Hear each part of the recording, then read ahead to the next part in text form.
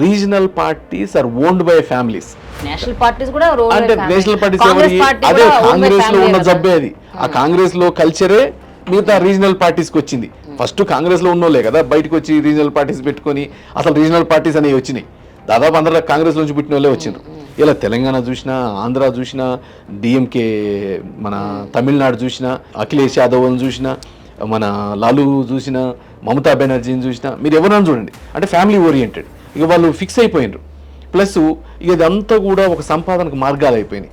అందుకని నేను అనుకున్నా ఇట్లా మనం ఒక రాష్ట్రానికో ఒక ఫ్యామిలీకో పనిచేయడానికి అది రాజకీయాల్లోకి వచ్చింది. సుఖమైన జీవితాన్ని వదిలిపెట్టి వచ్చినాం. ఈ పొద్దుగూకులు నేను టెన్షన్లు పడాల్సిన అవసరం లేదు, పొద్దుగూకులు తిరగాల్సిన అవసరం లేదు.